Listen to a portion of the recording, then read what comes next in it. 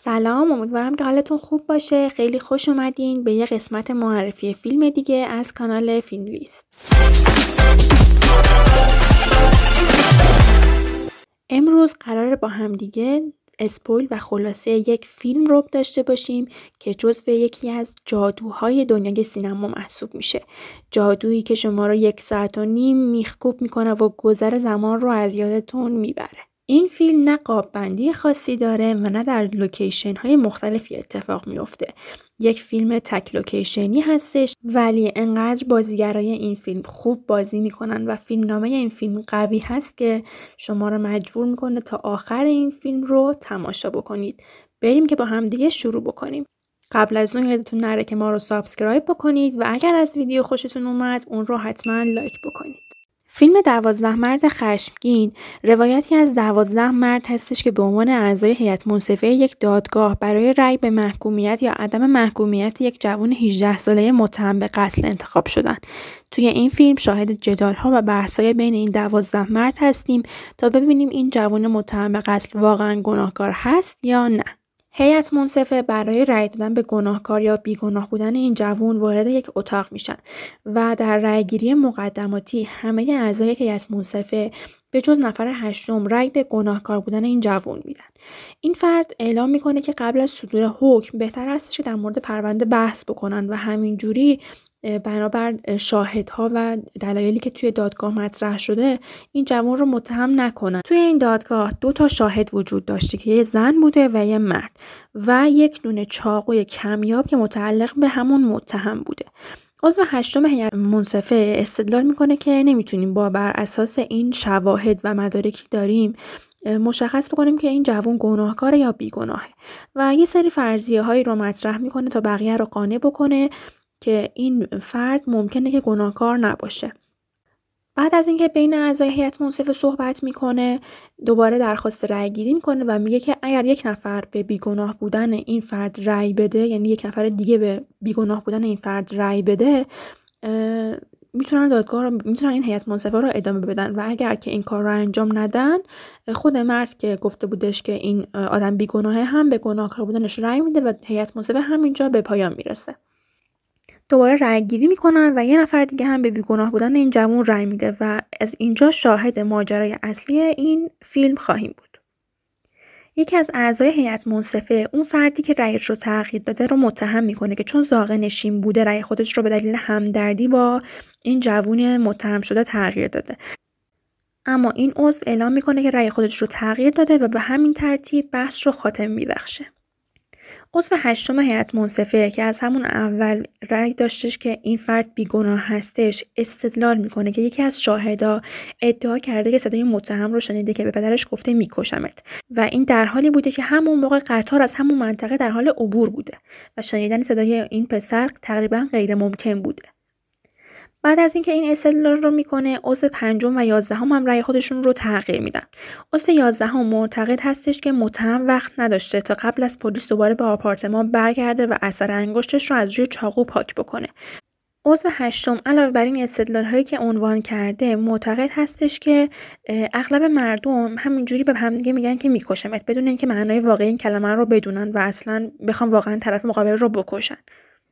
یکی از شاهدا که پیرمرد باشه ادعا کرده که شنیده پسر به پدرش گفته میکشمت و پدرش رو کشته و صدای افتادن جسد رو شنیده و بعد از اون پسر رو دیده که از خونه با شتاب بیرون اومده و همسایه روبرویی که شاهد دوم باشه و خانم باشه ادعا کرده که فردی که متهم به قتل شده رو از بین قطاری که داشته اون لحظه عبور میکرده دیده و شهادت داده که این پسر متهم به قتل پدرش هستش.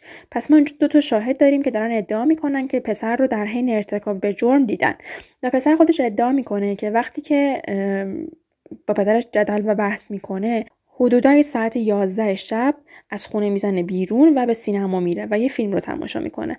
اما چون توی دادگاه نتونسته بود که اسم فیلم و بازیگراش رو عنوان بکنه این ادعاش رد میشه و متهم میشه به قتل پدرش در حالی که خودش این قتل رو انجام نداده بوده و تا آخر فیلم ما هیچ قاتلی رو نمیبینیم به جز این پسر و فقط صرفاً در مورد قاتل بودن یا قاتل نبودن این پسر صحبت میشه.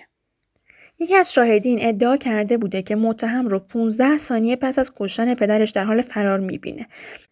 اما شاهدی که این ادعا رو کرده بوده پای چپش میلنگیده و اعضای پنجم، ششم و هشتم در صدد این هستن که اثبات بکنن چطوری ممکنه کسی که پاش میلنگه بتونه از اتاق خوابش توی 15 ثانیه به سمت در ورودی بیاد و اون پسر رو ببینه که داره فرار میکنه.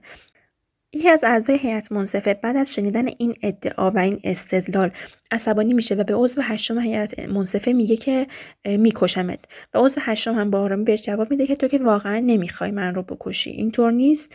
و به این ترتیب حرف قبلی خودش رو اثبات میکنه که گفته بود مردم همینطور بی‌دلیل به هم دیگه میگن میکشمت ولی واقعا این کار رو انجام نمیدن.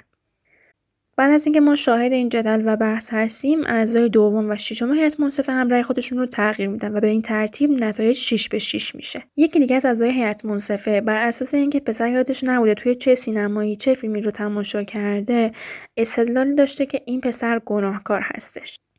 و عضو هشتم از اون فرد میخوادش که وقایع هفته پیش که براش اتفاق افتاده رو مرور بکنه و به مرد میگه که این پسر تحت فشار روحی زیادی بوده، واسه همین چیزایی که توی سینما دیده رو به خاطر نداشته. کما اینکه خود فرد عضو دوم هیئت منصفه بعد از اینکه فکر میکنه یادش نمیادش که چند روز پیش در حال انجام چه کاری بوده و توی سینما چه فیلمی رو تماشا کرده، با اینکه تحت فشار روحی هم نبوده. بنابراین عضو دوم هیئت منصفه هم قانع میشه و رأی به بیگناهی این پسر میده. یکی دیگه از اعضای هیئت منصفه اعلام میکنه که پسر 7 اینچ از پدرش کوتاه‌تر بوده و به همین دلیل نمیتونسته چاقو رو متمایل به سمت پایین وارد بدن پدرش بکنه. عضو سوم و هشتم این عمل رو انجام میدن که احتمال اون رو تایید میکنه. در همین بین عضو پنجم شیوه صحیح نگه داشتن و استفاده از چاقو رو نشون میده و میگه که این پسر بچه یک چاقوکش حرفه‌ای بوده و استفاده از این چاقوهای زامنی جوری هستش که نمیتونه اون رو به سمت پایین و متمایل نگهش بداره، اون رو باید به سمت بالا استفاده بکنه و اون پسر قطعا این رو میدونسته چون که چاقوکش حرفه‌ای بوده. عضو هفتم با توجه به اینکه بلیت بازی بیسبال اون شب رو داشته و میخواد که به بازی برسه، رأی خودش رو به بیگناه بودن پسر بچه تغییر میده. عضو 11 هم به همین ترتیب رأی خودش رو تغییر میده و فکر میکنه که متهم مقصر نیستش. اعضای اول و 12 هیئت منصفه آرای خودشون رو تغییر میدن و حالا فقط اعضای سوم، چهارم و دهم باقی میمونن. عضو دهم عصبانی میشه و به زاغ نشینان توهین میکنه. یکی از اعضای هیئت منصفه که زاغ نشین بوده به اون میگه که بشین و دوباره دهنتو باز نکن. عضو هشتم به بقیه یادآوری میکنه که تعصبات شخصی خودشون رو کنار بزنن، چرا که این کار میتونه قضاوتشون رو تحت تاثیر قرار بده. توی این بین هر کسی آرای خودش رو بیگناهکار بودن و گناهکار بودن پسر بچه تغییر میده و بعضی وقتا به 8-4 میشن، بعضی وقتا 6-6 میشن، بعضی وقتا 9-3 میشن و همینجور آرات به ترتیب تغییر میکنه. یکی از شاهدا که یه دونه زن بوده باشه از اون طرف خیابون ادعا میکنه که پسر رو در حال ارتکاب قتل دیده و توی دادگاه شهادت داده که این ارتکاب قتل رو دیده و بر اساس حرف اون پسر بچه میتونه گناهکار باشه. عضو نهم هیئت منصفه عضو چهارم رو میبینه که جای عینک رو بر روی بینی خود ماساژ میده و میخارونه. متوجه میشه که زنی هم که شاهد بوده آثار عینک روی بینی خودش داشته و در حالی که روز دادگاه عینک نداشته اومده و شهادت داده. پس عملاً اینکه اون روز تونسته اون پسر بچه رو موقع ارتکاب قتل دیده باشه احتمالش خیلی کم بوده، چون که هم شب بوده هم قطار نمیذاشته که بتونه واضح پنجره خونه روبروی رو مشاهده بکنه. همه اعضا این گفته رو تایید میکنن و حالا عضو هشتم میگه که قطعا این زن موقع خواب عینک نداشته و قتل هم اونقدر سریع اتفاق افتاده که وقت نداشته عینک بزنه. بعد از این استدلال اعضای چهارم، دهم و 12 هیئت منصفه هم رأی خودشون رو تغییر میدن و حالا تنها عضو سوم باقی میمونه که رأی داره روی این که پسر بچه هنوز هم گناهکار هستش. اون از روابط بعدش با پسرش صحبت میکنه و اینکه دلیل اینکه میخواد این جوان گناهکار باشه تنبیه اونه، در حالی که عکس خودش در کنار پسرش نگاه میکنه اشک میریزه و رأی خودش رو تغییر میده. عضو هشتم به اون کمک میکنه که از اتاق خارج بشه و به این ترتیب متهم بیگناه شناخته میشه و اعضای هیئت منصفه دادگاه رو ترک میکنن. اگر که از این ویدیو خوشتون اومد خیلی ممنون میشیم که ما رو سابسکرایب بکنید، ما رو دنبال بکنید، ویدیو رو لایک بکنید و برای تماشای کامل این ویدیو و این فیلم وارد سایت فیلم لیست بشید و این فیلم رو تماشا و دانلود بکنید و از دیدن این فیلم لذت ببرید.